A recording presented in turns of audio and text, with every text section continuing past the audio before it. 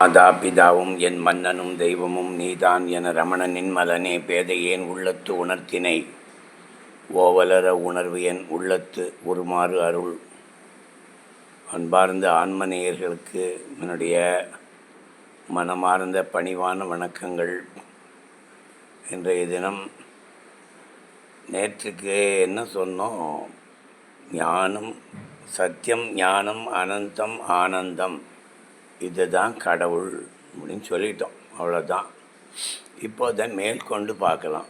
சத்தியம் அப்படின்னா உண்மைன்னு சொன்னேன். கடவுள் உண்மையாக இருப்பதால் நாமும் உண்மையாகத்தான் இருக்க வேண்டும். உள்ளது உள்ளபடி பேச வேண்டும். வால்மீகி ராமாயணத்தில் ராமபிரானை அவனுடைய தன்மையை பேசுகின்ற பொழுது வால்மீகி சொல்கிறார், உள்ளது உள்ளபடியாக பேசுவார். அதுதான் இறைத்தன்மை. நமக்கும் அந்த குணம் இருக்கணும். உள்ளதை உள்ளபடி சொல்ல வேண்டும். இதுதான் முதல் பாயிண்ட்டு. அடுத்தது, கடவுளை தேடினால் கடவுளை அடைவோம். ஆனால் அதற்கு எப்படி முயற்சி செய்ய வேண்டும் என்றால் உண்மையான வழிகளில் முயற்சி செய்ய வேண்டும். கடவுள் என்பவர் பாரபட்சம் இல்லாதவர், அன்பானவர். அந்த மாதிரி கடவுளுடைய தன்மைகள் இதெல்லாம் கடவுளுக்கு இயற்கையாக இருக்கக்கூடிய தன்மை. அதே தன்மை நமக்கும் இருக்கணும். கூடுதலாக அப்படியே உண்மையை பார்க்கணும். என்ன பார்த்த அப்படிங்கிறது சொல்லணும். நம்ம வேதமெல்லாம் என்ன சொல்கிறது அப்படின்னா, ஆமாம், கடவுளை பற்றியே நினைக்கும்போது ஒரு சூனியம் ஏற்படுறது. அந்த சூனியம் ஏற்படுவது உண்மைதான். அப்படிலாம் சூனியம்லாம் ஏற்படாதுன்னு சொல்லலை. சூனியம் ஏற்படுகிறது. அந்த சூனியத்தை பார்ப்பவன் யார், சூனியத்தை உணர்பவன் யார் என்று பார் என்கிறார் பகவான். ஸ்ரீரமண பகவான் சொல்கிறார். அந்த மாதிரி உள்ளதை உள்ளபடியாக அனலைஸ் பண்ணி பார்க்கணும். அப்படி பார்க்கும்போது மெய்ப்பொருள் நமக்கு விளங்கும்.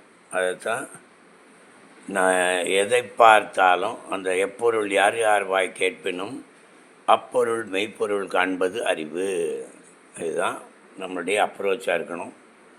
ஸோ வேதம் சொல்லும்போது சத்தியம் ஏவ ஜெயத்தே, சத்தியம் மட்டும்தான் ஜெயிக்கும் அப்படிங்கிறதோடு நிறுத்தாமல் சத்தியேன பந்தா விதததே தேவயானகா.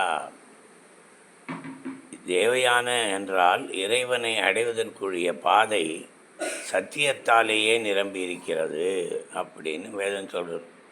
சத்திய பாதையில் போனால் தான் கரெக்டாக கடவுளை உன்னால் புரிஞ்சிக்க முடியும். அப்படி போவது தான் உண்மையானது. அதுதான் உண்மையான அறிவு. சரியான முயற்சியில் பார்க்கணும். கடவுள் துன்பம் கொடுப்பார் அப்படின்லாம் எண்ணக்கூடாது. நம்ம வதைக்கிறதுக்கு தான் பெருமாள் பிறந்திருக்கார். நாம் வதைப்படுவதற்கு தான் பிறந்திருக்கோம். என்னோடய ஸ்டார் அப்படிலாம் ஒன்றும் இல்லை.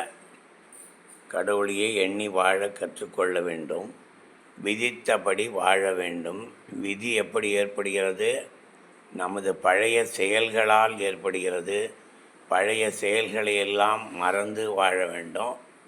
இனிமேல் தவறு செய்யாமல் உண்மையாக அறிவுபூர்வமாக நம்ம வாழணும். இதுதான் ஞானம். அடுத்தது அனந்தம், எல்லையில்லாத தன்மை. நான் இந்த கடவுளை வழிபடுகிறேன் என்றால் எல்லையில்லாத தன்மை எனக்கு இருக்கணும். அந்த கடவுளுக்கு காலம் கடந்து நிற்பவராக இருக்கிறாரா? ரமண பகவான் இந்த உடலை விட்டு 54 வருஷம் போகிறது. ஆனால் இன்றைய தினம் கூட அதே உணர்வோடு நம்மோடு பேசுகிறார், பழகுகிறார். அன்று என்ன நடந்ததோ அவை இன்றும் நடந்து கொண்டே இருக்கின்றது. அதனால் அவர் காலம் கடந்த கடவுளாக விளங்குகிறார். இப்படி தான் வியூ பண்ணணும். ஓகே. ராமரும் கிருஷ்ணரும் இயேசுபிரானும் 1000 ஆண்டுகளானாலும் இன்னும் அப்படியே ரிஃப்ளெக்ட் ஆகிட்டே இருக்காங்க. அதனால தான் நாம் அவர்களை வழிபடுகிறோம். அதனால் காலம் கடந்து இருப்பவர் கடவுள். அடுத்தபடியாக ஆனந்தம். கடவுள் ஆனந்தமாக இருக்கிறார். அப்படின்னா என்ன அர்த்தம்? கடவுள் எப்பவும் சந்தோஷமாக இருக்கார். ஸ்ரீகிருஷ்ணன் தான் பெஸ்ட்டு உதாரணம். கண்ணன் கவலைப்பட்டு ஒரு இதாக படம் இருக்கா, கவலை தோய்ந்த முகத்தோடு இவன் உட்காந்துருப்பான் அர்ஜுனன். ஆனால் கிருஷ்ணன் அவனை தட்டி கொடுத்து சமாதானம் பண்ணக்கூடிய அளவில் தான் இருப்பார்.